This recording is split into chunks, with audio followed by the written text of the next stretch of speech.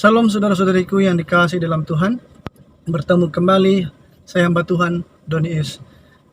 Buka Sabat yang ke-9, 30 hari bulan Mei 2025 bersamaan hari Jumat. Mari kita nikmati berkat daripada firman Tuhan. Untuk itu kita mulai dengan doa. Mari kita berdoa.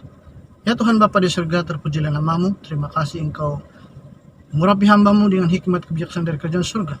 Mulai Roh Kudus, sehingga dapat menyampaikan firman-Mu sesuai kehendak Tuhan, firman Tuhan. Dan terima kasih Engkau juga mengurapi berhikmat kebijaksanaan kepada setiap umat Tuhan atau siapapun yang mendengarkan firman ini melalui Roh Kudus, sehingga mereka dapat mengerti dan dapat hidupkan itu dalam kehidupan sehari-hari.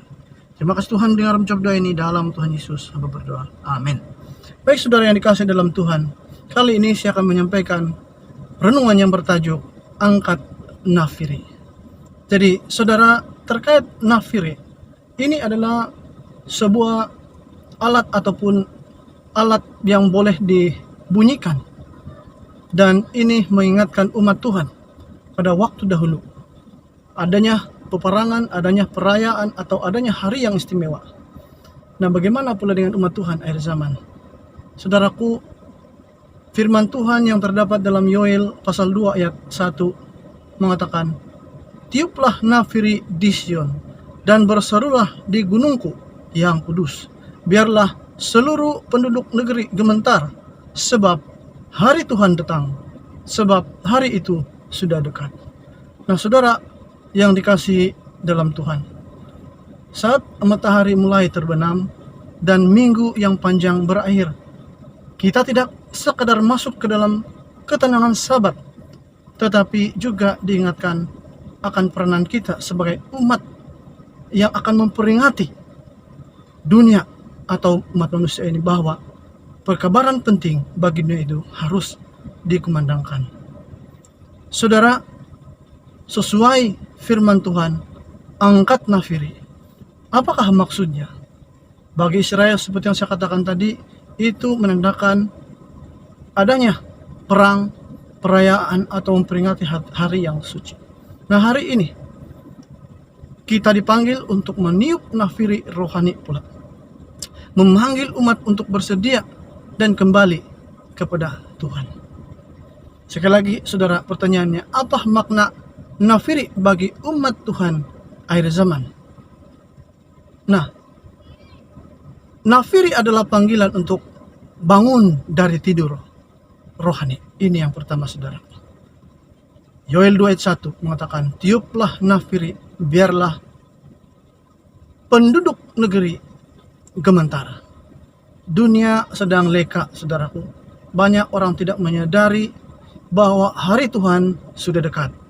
Kita dipanggil untuk mengingatkan dan bukan menenangkan.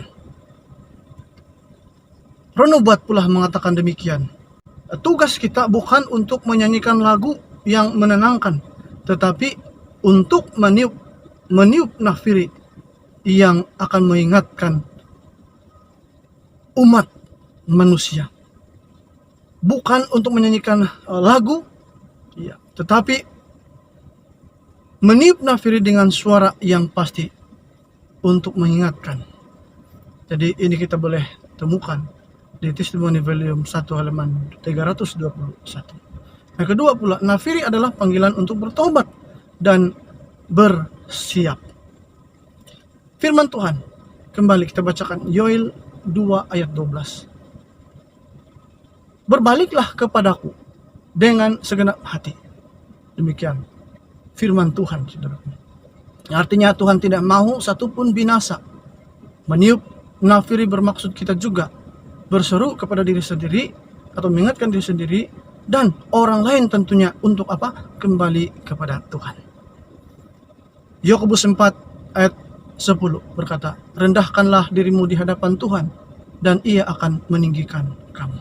Ketiga, nafiri adalah simbol peringatan akan Sabat dan hukumnya. Firman Tuhan Bilangan 10 ayat 10 berkata, "Pada hari-hari sukacita dan pada waktu perayaanmu, kamu harus meniup nafiri." Artinya saudaraku, setiap Sabat adalah peringatan tentang penciptaan, pengudusan, dan penebusan. Ketika kita masuk ke dalam Sabat, kita sedang mengangkat nafiri dalam kehidupan, memberi kesaksian bahwa kita mengakui Tuhan sebagai Raja. Apa kata nubuat? Nubuat mengatakan demikian, saudara. Sabat adalah tanda antara Tuhan dan umatnya untuk mengingatkan mereka akan hukum dan panggilannya. Tertulis dalam Para Nabi dan Bapa halaman 307. Nah, ilustrasi sederhana trompet di menara. Bayangkan saudara, sebuah kota kuno, ya, di menara tertinggi berdiri seorang pengawal dengan trompet. Tugasnya bukan bermain lagu, tapi meniup dengan tegas saat ada bahaya. Begitulah kita, saudara, pada waktu ini, zaman akhir ini. Ya. Sabat adalah menara kita. Nafiri adalah perkabaran kita. Dunia harus tahu, Yesus segera datang. Oleh yang demikian, saudara, ajakan dari perkongsian firman Tuhan renungan buka Sabat kali ini. Siapakah yang akan meniup nafiri hari ini? Maukah kita menjadi suara-suara Tuhan dalam dunia yang sunyi secara rohani? Maukah kita menggunakan hidup kita untuk menyuarakan kasih, pertobatan, dan pengharapan? Mulaikan dari rumah, berseru dalam doa dengan kasih dan ketaatan. Jadi, saya mengakhiri perkongsian firman Tuhan ini. Nafiri terakhir sedang mendekat. Sebab pada waktu nafiri berbunyi, firman Tuhan katakan, orang mati akan dibangkitkan dan kita akan diubah. 1 Korintus pasal yang ke-15 ayat 52. Sabat ini adalah pengingat kecil dari nafiri besar yang akan datang. Itu saat kedatangan Yesus kembali. Saudaraku, marilah kita hidup dalam kesiapan dan berseru kepada dunia dengan kasih dan kebenaran.